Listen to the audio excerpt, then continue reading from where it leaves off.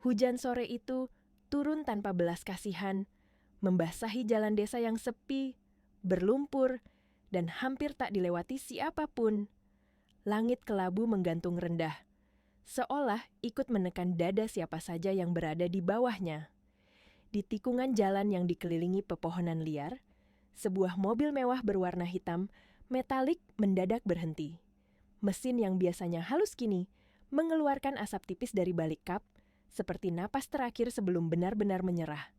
Di dalam mobil itu, duduk seorang wanita dengan wajah tegang dan mata tajam, Aryana Kusuma, seorang CEO janda kaya yang terbiasa mengendalikan segalanya.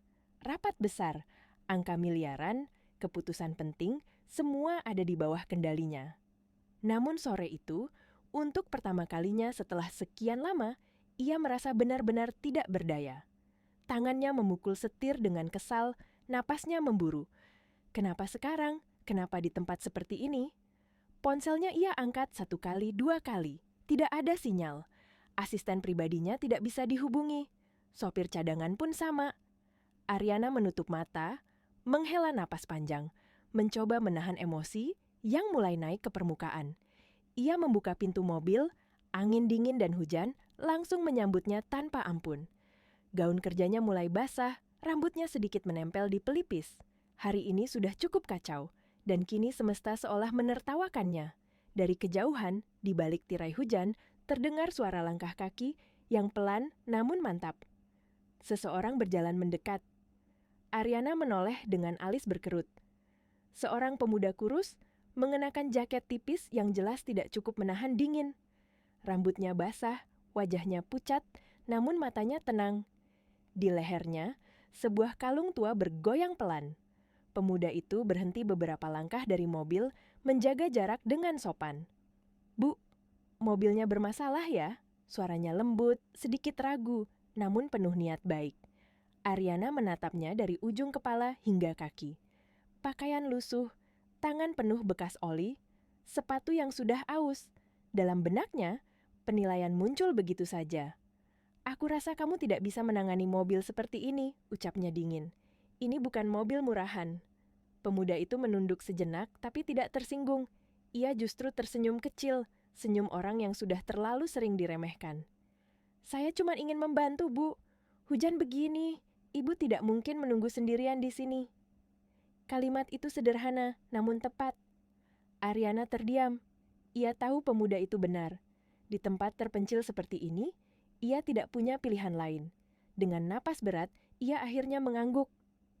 "Baik, tapi kalau terjadi apa-apa, kamu yang tanggung jawab." Pemuda itu hanya mengangguk, lalu melangkah mendekat dan membuka kap mobil. Hujan mengalir di wajahnya, namun tangannya bergerak cekatan, penuh keyakinan. Aryana memperhatikannya dengan ragu, tidak menyadari bahwa sore hujan itu sedang menyiapkan sesuatu yang akan mengubah hidupnya selamanya. Dan ia sama sekali belum tahu bahwa bukan hanya mobilnya yang akan diperbaiki hari itu, tetapi juga takdir yang telah rusak selama 18 tahun. Pemuda itu bekerja dalam diam. Tangannya yang kasar bergerak mantap di antara kabel dan komponen mesin yang rumit, seolah ia sedang berbicara dengan sesuatu yang sudah sangat ia kenal sejak lama. Hujan masih turun, membasahi rambut dan jaket tipisnya, tapi ia tidak berhenti, tidak mengeluh, tidak ragu. Setiap gerakannya penuh keyakinan, seperti seseorang yang sudah terlalu sering berdamai dengan mesin-mesin tua dan nasib yang keras. Aryana berdiri beberapa langkah di samping mobil, memeluk dirinya sendiri untuk menahan dingin. Awalnya, ia hanya memperhatikan dengan tatapan curiga. Dalam pikirannya, mustahil pemuda miskin seperti ini memahami mesin mobil mewah bernilai ratusan juta. Namun, menit demi menit berlalu. Keraguan itu perlahan berubah menjadi perhatian. Pemuda itu tidak asal menyentuh. Ia memeriksa dengan teliti, mengetuk ringan beberapa bagian, lalu berhenti sejenak seolah sedang mendengarkan sesuatu. Gerakannya bukan gerakan orang yang mencoba-coba. Itu gerakan orang yang tahu apa yang ia lakukan. Aryana, tanpa sadar, menegakkan punggungnya. Matanya mengikuti setiap detail. Ada sesuatu yang aneh. Cara pemuda itu fokus, cara alisnya sedikit berkerut, cara napasnya teratur. Ia terlihat tenang, jauh lebih tenang daripada dirinya yang terbiasa memerintah ratusan orang. Beberapa menit kemudian, pemuda itu mengencangkan satu bagian kecil, menutup kembali kap mobil, lalu mundur setapak. Ia mengusap tangannya ke celana yang sudah basah. "Silakan dicoba, Bu." Ariana ragu sejenak sebelum masuk ke dalam mobil. Tangannya memutar kunci. Detik itu juga, mesin yang tadi mati total menyala dengan suara halus, nyaris sempurna. Tidak ada suara kasar, tidak ada getaran aneh. Ariana membeku. Ia menatap panel di depan matanya, lalu menoleh cepat ke arah pemuda itu. Matanya membesar, napasnya tertahan. Untuk pertama kalinya sejak sore itu, ekspresi angkuhnya runtuh. "Mobil ini menyala," suaranya pelan, hampir tidak percaya. Pemuda itu tersenyum malu. "Sepertinya cuma klepnya longgar, Bu. Sudah saya pasang lagi." Ariana turun dari mobil perlahan. Hatinya masih berdebar. Ia menatap pemuda itu dengan cara berbeda, bukan lagi tatapan meremehkan, melainkan tatapan heran. "Kamu pernah bekerja di bengkel?" tanyanya. Pemuda itu mengangguk kecil. "Dulu, sebelum bengkel tempat saya kerja tutup. Setelah itu, saya kerja apa saja." Ariana ingin mengucapkan terima kasih. Kata-kata itu sudah hampir keluar dari bibirnya. Namun, gengsi yang selama ini menempel erat menahannya. Ia hanya mengangguk singkat, berusaha kembali dingin. Pemuda itu tidak menunggu lebih lama. Ia membungkuk sopan, lalu bersiap pergi, kembali ke jalan basah yang sepi. Dan tepat pada saat itulah, sesuatu menarik perhatian Ariana. Kalung di leher pemuda itu bergoyang terkena pantulan lampu mobil. Sebuah kalung tua, tipis, dengan liontin kecil berbentuk setengah lingkaran. Ujungnya tampak patah, sederhana. Namun bentuknya membuat jantung Ariana seakan berhenti berdetak. Langkahnya terhenti. Tubuhnya menegang. Kalung itu, ia mengenalnya. Hujan masih turun, tapi suara hujan mendadak terasa jauh. Dunia di sekeliling Ariana seolah menghilang, menyisakan satu benda kecil yang bergoyang pelan di leher pemuda miskin itu. Napasnya tersengal. Tangannya gemetar tanpa ia sadari.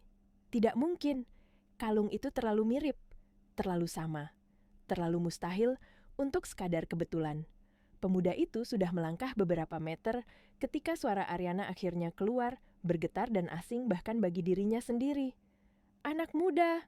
Pemuda itu berhenti dan menoleh. Tatapan mereka bertemu di bawah hujan. Ariana menelan ludah, berusaha menenangkan jantungnya yang berdegup liar. "Kalung itu, dari mana kamu mendapatkannya?" Nada suaranya bukan lagi nada seorang CEO. Itu nada seorang wanita yang sedang diguncang kenangan lama yang terkubur terlalu dalam.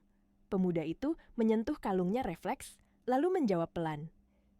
"Ini sudah ada sejak saya kecil, Bu," katanya. "Waktu saya ditemukan di panti asuhan, kalung ini ada di leher saya." Kalimat itu menghantam Ariana lebih keras daripada petir. Panti asuhan, kalung ditemukan. Lututnya hampir lemas. Di bawah hujan sore itu, takdir mulai membuka pintu yang selama ini terkunci rapat, dan Ariana belum siap untuk apa yang ada di baliknya. Ariana menatap pemuda itu tanpa berkedip. Kalimat sederhana yang baru saja ia dengar terasa seperti pisau tajam yang perlahan mengoyak dinding pertahanan hatinya. Ditemukan di panti asuhan. Kalung itu sudah ada sejak kecil. Setiap kata berputar-putar di kepalanya, menabrak kenangan lama yang selama ini ia kubur rapat-rapat. Hujan masih turun, namun tubuh Ariana terasa panas dan dingin bersamaan. Ia melangkah mendekat tanpa sadar. Matanya terpaku pada liontin kecil yang menggantung di leher pemuda itu. Bentuk setengah lingkaran itu. Goresan kecil di pinggirnya. Bahkan bagian ujung yang patah terlihat persis seperti yang pernah ia genggam bertahun-tahun lalu. Tangannya terangkat, lalu terhenti di udara, ragu untuk menyentuh. "Boleh?" "Ibu melihatnya lebih dekat?" Suaranya nyaris berbisik. Pemuda itu terkejut sejenak, namun ia tidak menolak. Dengan hati-hati, ia membuka kalung itu dan menyerahkannya dengan dua tangan, seolah benda itu sangat berharga. Saat liontin itu menyentuh telapak tangan Ariana, napasnya tertahan. Ia mengenal dinginnya logam itu. Terlalu mengenalnya. Jari-jarinya gemetar saat membalik liontin tersebut. Di bagian belakangnya, ukiran kecil yang sudah mulai memudar masih bisa terbaca. Ariana menutup mulutnya cepat-cepat. Dadanya terasa sesak, seolah udara di sekitarnya mendadak hilang. Inisial itu. Ukiran yang dulu dibuat khusus. Ukiran yang hanya ada pada satu kalung di dunia. Matanya berkaca-kaca. Ia buru-buru mengembalikan kalung itu sebelum pemuda itu menyadari perubahan wajahnya. Tidak apa-apa, ucapnya cepat, berusaha terdengar normal. Kalung yang bagus. Pemuda itu mengangguk meski raut wajahnya menunjukkan kebingungan. Bu, apakah ada yang salah? Ariana menggeleng. Ia memalingkan wajah, menatap hujan agar air mata yang mulai terkumpul tidak jatuh di depan orang asing itu. Orang asing? Atau mungkin bukan. Ingatan lama menyerbu tanpa ampun. Seorang anak kecil berusia 2 tahun. Tawa polos. Tangan mungil yang menggenggam jarinya. Kalung sepasang dengan liontin yang jika disatukan membentuk satu lingkaran utuh. Dan hari ketika semuanya hancur. Hari ketika anak itu hilang. Hari ketika separuh jiwanya ikut lenyap. Ariana menarik napas panjang, mencoba menenangkan diri. Siapa namamu? Tanyanya pelan. Reno, Bu. Nama itu asing, bukan nama yang ia kenal. Namun wajah pemuda itu, semakin lama ia perhatikan, semakin ada bayangan yang membuat dadanya bergetar. Garis matanya, bentuk hidungnya. Ada sesuatu yang terasa terlalu familiar. Reno melangkah mundur sedikit, merasa suasana menjadi aneh. Kalau tidak ada lagi yang bisa saya bantu, saya pamit. Ariana tersentak. Tunggu, kata itu keluar begitu saja. Reno berhenti. Ariana menatapnya dengan mata penuh pergolakan. Ada ribuan pertanyaan ingin ia lontarkan, namun bibirnya hanya mampu berkata, hati-hati di jalan. Reno mengangguk sopan, lalu berjalan menjauh, kembali menyatu dengan hujan dan jalanan desa. Ariana berdiri mematung, menatap punggung pemuda itu, hingga menghilang dari pandangan. Saat ia kembali masuk ke mobil dan melaju meninggalkan desa itu, pikirannya tidak ikut bergerak maju. Wajah Reno terus terbayang. Kalung itu, inisial itu, panti asuhan. Semua potongan itu mulai membentuk sesuatu yang terlalu menakutkan untuk ia ucapkan. Tangannya meraih kalung yang tergantung di lehernya sendiri. Liontin setengah lingkaran yang selama 18 tahun tidak pernah ia lepaskan. 2 belahan yang seharusnya menyatu. Tidak mungkin, bisiknya lirih. Suaranya tenggelam oleh deru mesin. Namun jauh di dalam hatinya, sebuah suara lain berbisik pelan. Atau mungkin, ini bukan kebetulan. Malam itu terasa lebih panjang dari biasanya. Ariana duduk sendirian di kursi besar ruang kerjanya. Lampu kota berkelip di balik kaca jendela yang tinggi. Namun, keindahan itu sama sekali tidak ia lihat. Pikirannya terus kembali pada satu wajah, satu kalung, satu kemungkinan yang membuat dadanya berdenyut nyeri. Setiap kali ia memejamkan mata, bayangan pemuda bernama Reno muncul. Tatapan matanya yang tenang, senyum kecilnya yang tulus. Dan kalung itu, kalung yang seharusnya hanya ada satu pasang di dunia. Tangannya meremas kalung di lehernya sendiri, seolah ingin memastikan benda itu masih nyata. 18 tahun. Ia telah hidup selama itu dengan luka yang tidak pernah benar-benar sembuh. Sebagai CEO, ia bisa mengendalikan perusahaan raksasa, menaklukkan pasar, menghadapi krisis tanpa berkedip. Namun, sebagai seorang ibu, ia gagal melindungi anaknya. Suara hujan yang kembali turun di luar jendela membuat ingatannya terlempar jauh ke masa lalu. Sirene polisi, wartawan yang berkerumun, rumah yang dipenuhi isak, tangis dan keputusasaan. Foto seorang anak kecil bernama Alden yang terpampang di layar televisi nasional. Dan hari-hari panjang tanpa jawaban. Ariana menggeleng cepat, mencoba mengusir ingatan itu. Namun kali ini, luka lama itu terbuka bersama secercah harapan yang menakutkan. Tidak, jangan berharap terlalu jauh, gumamnya pelan, namun hatinya tidak patuh. Keesokan paginya, Ariana datang ke kantor lebih awal. Wajahnya pucat, matanya menyimpan lingkar gelap. Para karyawan yang terbiasa melihatnya sempurna mulai saling berbisik. Ada sesuatu yang berbeda dari CEO mereka hari itu. Langkahnya tetap tegas, namun sorot matanya gelisah. Begitu tiba di ruangannya, ia menekan tombol intercom. "Raisa, masuk!" Asistennya yang setia segera muncul. "Ada yang bisa saya bantu, Bu?" Ariana menatapnya lama sebelum akhirnya berbicara.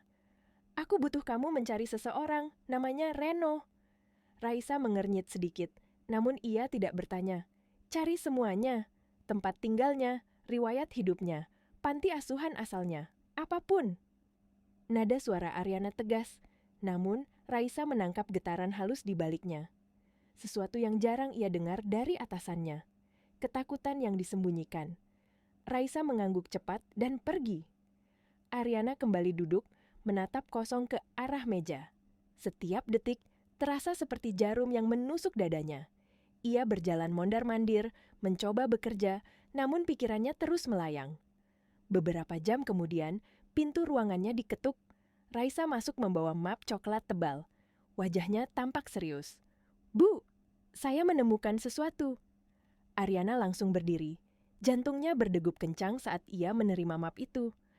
Tangan yang biasanya mantap kini bergetar. Ia membuka halaman demi halaman dengan napas tertahan. Catatan panti asuhan kecil di pinggiran kota. Seorang anak laki-laki ditemukan sekitar 18 tahun lalu. Perkiraan usia 2 tahun. Ditemukan di dekat pelabuhan lama. Tanpa identitas, tanpa keluarga. Ariana menutup mulutnya. Lokasi itu. Ia membalik halaman berikutnya. Sebuah foto kecil tersemat di sana. Foto sebuah kalung bayi dengan liontin setengah lingkaran. Ukiran samar di bagian belakangnya. Ariana terhuyung mundur dan harus berpegangan pada meja. "Inisial ini..." Suaranya pecah. Raisa mengangguk pelan. "Pengurus panti bilang ukiran itu sudah ada sejak anak itu ditemukan, Bu." Ariana menatap foto itu lama hingga air mata jatuh satu persatu tanpa bisa ia cegah.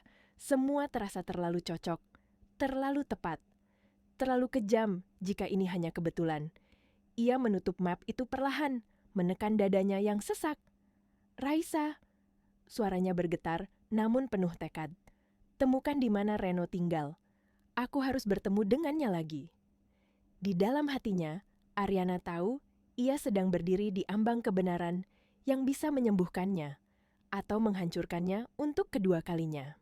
Tak sampai 1 jam setelah perintah itu diberikan, Reno berdiri canggung di lobi gedung megah Kusuma Corporation.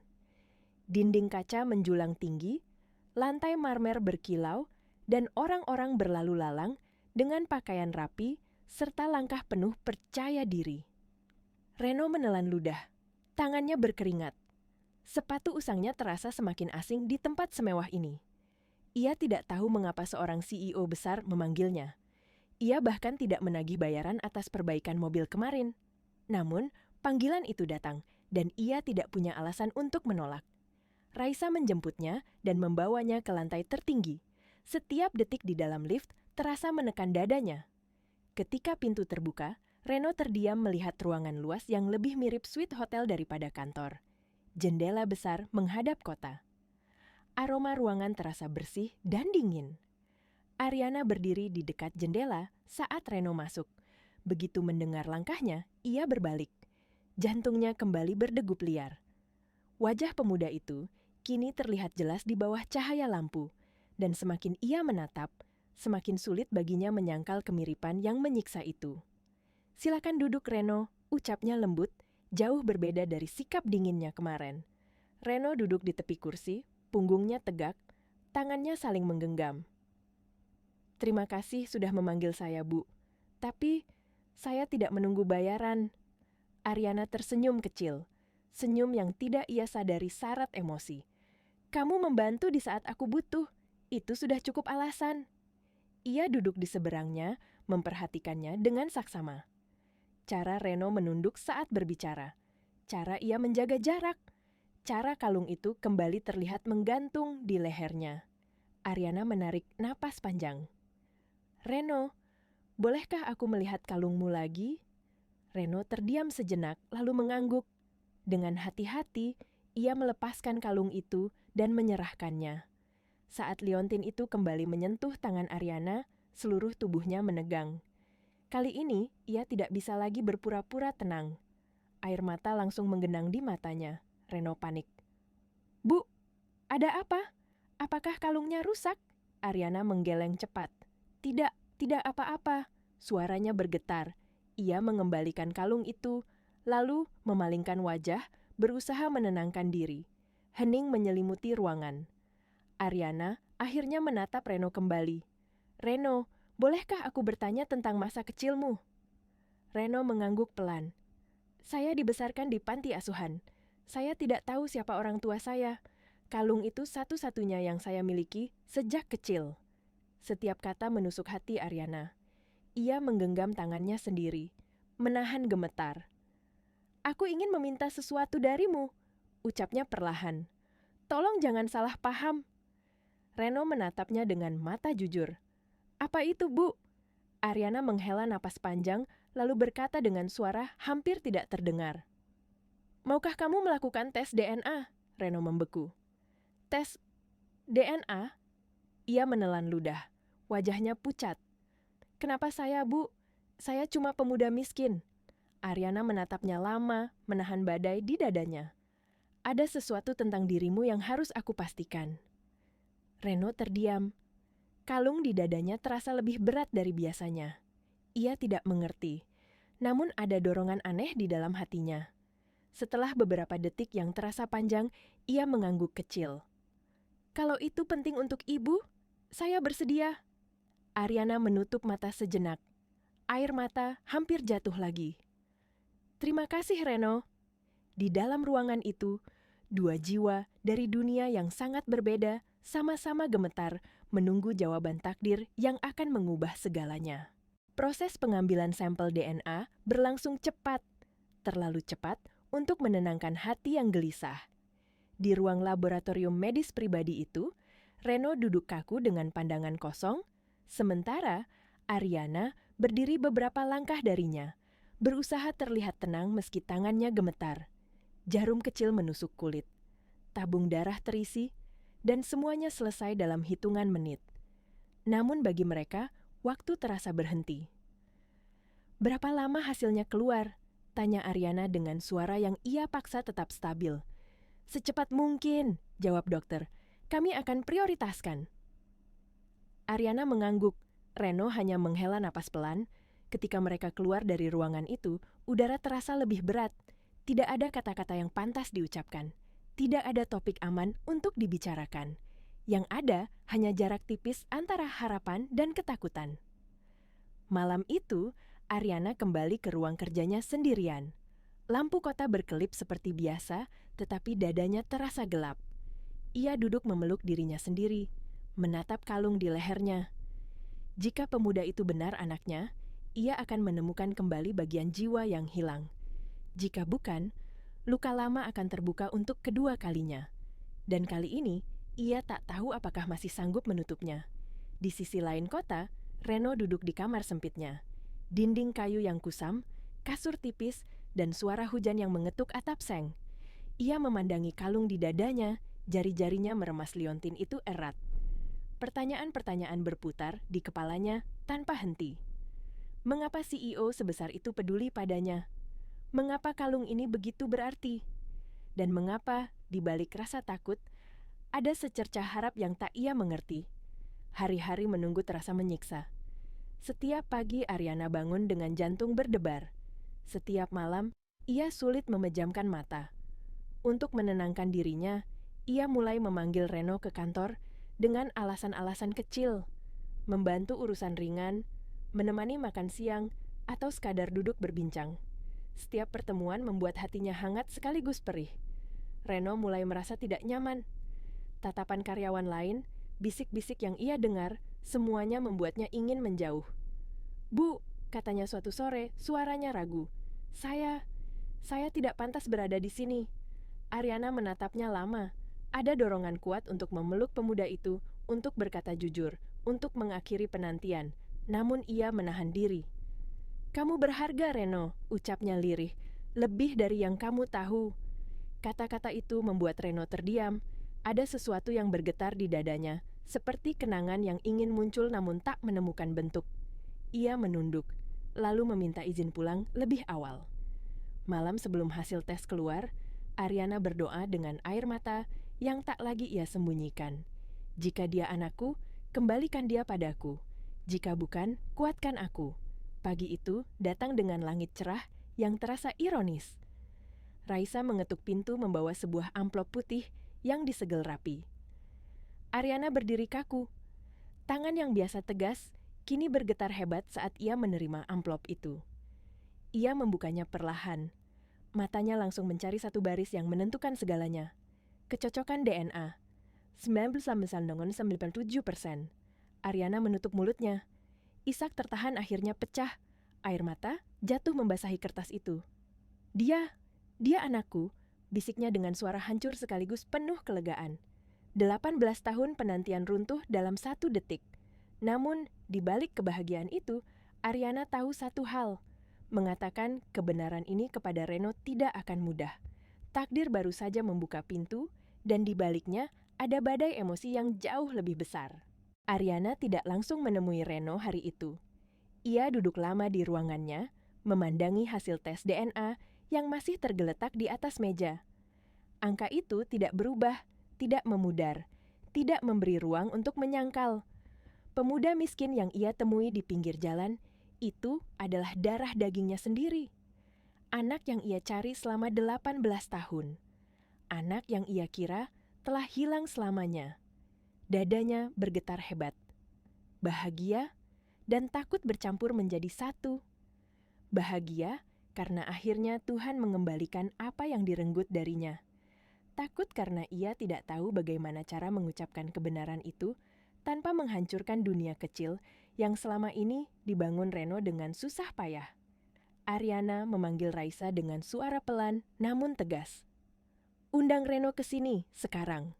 Tak sampai 1 jam kemudian, Reno kembali berdiri di depan pintu ruang CEO. Wajahnya terlihat lebih lelah dari biasanya.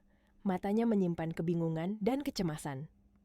Begitu masuk, ia langsung menunduk sopan, namun bisa merasakan sesuatu yang berbeda. Udara di ruangan itu terasa berat. Ariana berdiri dari kursinya. Tangannya gemetar. Ia memandangi Reno lama sekali, seolah ingin menghafal setiap detail wajah itu. Reno! Suaranya pecah di awal kata. Reno mengangkat kepala. Iya, Bu. Ariana menghela napas panjang, lalu mengeluarkan kalungnya sendiri dari balik gaun. Liontin setengah lingkaran itu berkilau lembut di bawah cahaya lampu. Reno membeku saat melihatnya. Bentuknya sama persis dengan miliknya. Dengan langkah pelan, Ariana mendekat. Ia menyatukan 2 liontin itu, 2 belahan yang akhirnya menjadi 1 lingkaran utuh. Reno mundur 1 langkah. Napasnya tercekat. Bu, ini maksudnya apa? Ariana menatapnya dengan mata basah. Hasil tes DNA sudah keluar. Ucapnya lirih namun jelas.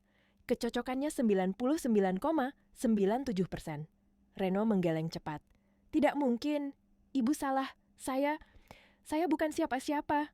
Ariana menggeleng pelan sambil mendekat. Kamu Alden, anak laki-lakiku yang hilang. Kata-kata itu menghantam Reno seperti badai. Dunia di sekelilingnya terasa berputar. Ia menutup telinganya, napasnya terengah. Tidak, jangan bercanda, Bu. Saya ini pemuda miskin. Saya hidup di panti. Ariana memeluknya tiba-tiba. Pelukan seorang ibu yang telah menunggu hampir 2 dekade. Maafkan aku, isaknya pecah. Aku gagal menjagamu. Reno tidak langsung membalas pelukan itu. Tubuhnya kaku, pikirannya kacau. Lalu tiba-tiba, amarah yang terpendam selama bertahun-tahun meledak. Ia mendorong Ariana pelan dan menatapnya dengan mata merah. Kalau saya anak ibu, suaranya serak. Kenapa saya hidup seperti itu? Kenapa saya kelaparan? Kenapa saya tumbuh tanpa siapapun? Ariana terisak, lututnya hampir lemas. Kamu diculik, aku mencarimu kemana-mana. Aku tidak pernah berhenti. Reno tertawa getir. Tapi saya tetap sendirian. Keheningan menekan ruangan itu. 2 hati yang akhirnya bertemu, justru terluka oleh kebenaran yang terlalu besar. Reno mundur perlahan, menatap Ariana dengan campuran takut, marah, dan bingung. "Saya butuh waktu," katanya lirih. "Saya tidak siap." Tanpa menunggu jawaban, Reno berbalik dan berjalan keluar. Pintu tertutup perlahan, meninggalkan Ariana berdiri terpaku dengan air mata mengalir tanpa suara. Ia baru saja menemukan anaknya, dan hampir kehilangannya lagi. Reno berjalan keluar dari gedung itu dengan langkah yang tidak lagi teratur. Dadanya terasa kosong sekaligus penuh, seolah seluruh dunia di dalam kepalanya runtuh dalam satu waktu. Suara kota terdengar jauh, lampu-lampu gedung tampak buram oleh air mata yang tidak ia sadari jatuh. Kalung di dadanya terasa berat, seperti beban yang tiba-tiba diberi makna terlalu besar. Ia tidak tahu harus kemana. Kakinya hanya melangkah mengikuti ingatan akan satu-satunya tempat yang ia kenal sebagai rumah. Sebuah rumah kayu kecil di pinggir sawah, tempat ia menghabiskan hari-hari bertahan hidup tanpa bertanya terlalu banyak tentang asal-usulnya. Di belakangnya, Ariana jatuh berlutut di koridor gedung. Tangannya mencengkeram lantai marmer yang dingin, napasnya tersengal. "Aldan," bisiknya hancur. "Jangan pergi lagi." Namun Reno sudah jauh. 3 hari berlalu tanpa kabar. Setiap menit terasa seperti siksaan bagi Ariana. Sebagai CEO, ia masih memimpin rapat, menandatangani dokumen, dan berdiri tegak di depan semua orang. Namun, begitu pintu ruangannya tertutup, ia hanya bisa memeluk dirinya sendiri dan menangis diam-diam. Pada hari keempat, Ariana tidak tahan lagi. Ia mengemudi sendiri menuju desa tempat Reno tinggal. Jalanan becek, sepatu haknya dilepas begitu saja. Ia berjalan menembus lumpur dan hujan kecil yang kembali turun. Semua gengsi, semua status, semua kemewahan tidak lagi berarti. Rumah itu kecil, catnya mengelupas, atapnya bocor. Ariana berdiri di depan pintu kayu yang tidak terkunci. Jantungnya berdegup kencang. Ia mengetuk pelan. Tidak ada jawaban. Dengan hati-hati, ia mendorong pintu dan masuk. Reno duduk bersandar di dinding, lutut terlipat, kepala tertunduk. Wajahnya pucat, matanya sembab, seperti seseorang yang telah berperang sendirian terlalu lama. Ariana menutup mulutnya menahan isak. Ia berjalan mendekat dan memeluk Reno dari belakang. "Aku tidak peduli bagaimana masa lalumu," ucapnya terisak. "Tolong beri aku kesempatan menjadi ibumu." Reno membeku. Tubuhnya gemetar. "Saya takut," bisiknya. "Aku juga," jawab Ariana lembut. "Tapi kita bisa belajar bersama." Perlahan, Reno berbalik dan memeluk Ariana. Untuk pertama kalinya, ia merasakan pelukan yang tidak menuntut apapun. Hanya kehangatan, hanya kehadiran. "Ibu," kata itu keluar dengan suara pecah. Ariana menangis tersedu-sedu, memeluk anaknya erat seolah takut kehilangan lagi. Di rumah kecil itu, 2 dunia yang terpisah akhirnya saling merangkul, meski dengan luka yang belum sepenuhnya sembuh. Beberapa bulan berlalu. Reno perlahan menerima identitas barunya sebagai Aldan Kusuma, tanpa meninggalkan siapa dirinya dulu. Ariana tidak memaksanya berubah cepat. Ia hanya menemani hari demi hari sebagai seorang ibu. Malam itu, di sebuah acara besar ulang tahun perusahaan, Ariana berdiri di atas panggung. Di hadapan ratusan tamu, ia mengumumkan sesuatu yang paling pribadi dalam hidupnya. 18 tahun lalu, aku kehilangan anakku, suaranya bergetar. Dan malam ini, takdir mengembalikannya padaku. Lampu sorot beralih. Reno berdiri di sana, mengenakan jas sederhana, dengan kalung setengah lingkaran yang kini telah menyatu. Tepuk tangan memenuhi ruangan, bukan karena kekayaan atau jabatan, melainkan karena kisah tentang kehilangan, kesetiaan, dan keajaiban. Reno menatap Ariana dengan mata berkaca-kaca. Untuk pertama kalinya dalam hidupnya, ia merasa pulang. Malam itu berakhir dengan tepuk tangan yang panjang. Namun, bagi Ariana dan Reno, dunia seakan mengecil hanya menjadi mereka berdua. Di tengah gemerlap lampu dan tatapan ratusan orang, Ariana menoleh ke samping, menatap pemuda yang dulu ia temui di pinggir jalan dalam hujan. Kini, ia berdiri di sampingnya, bukan sebagai CEO dan orang asing, melainkan sebagai seorang ibu dan anak yang akhirnya dipertemukan kembali oleh takdir. Reno merasakan dadanya bergetar.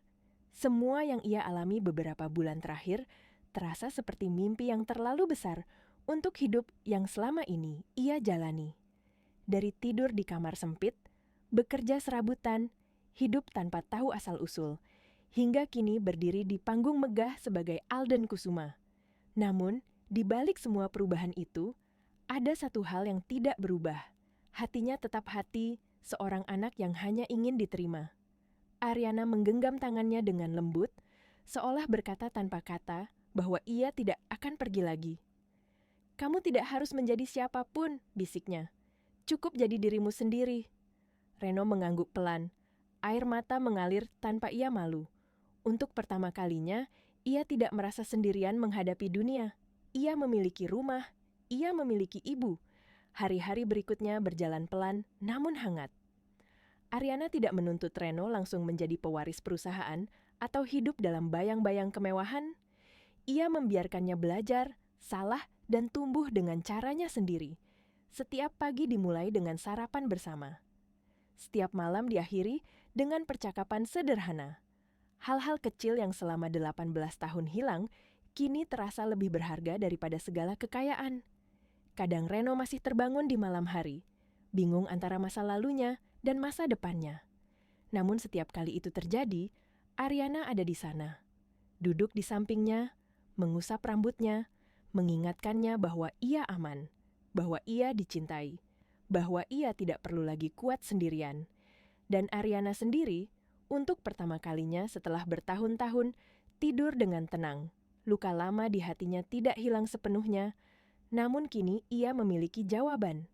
Anak yang selama ini ia tangisi ternyata hidup, tumbuh, dan kembali kepadanya dengan cara yang tidak pernah ia bayangkan. Semua bermula dari sebuah mobil mogok di jalan desa, dari seorang pemuda miskin yang memilih membantu tanpa pamrih, dan dari sebuah kalung tua yang menyimpan rahasia besar. Tidak ada yang kebetulan di dunia ini. Takdir selalu menemukan jalannya sendiri, dan di bawah langit yang kini terasa lebih terang, seorang ibu dan anak akhirnya berjalan bersama, menebus waktu yang hilang, dan memulai hidup baru yang tidak lagi dipisahkan oleh hujan, jarak, atau masa lalu.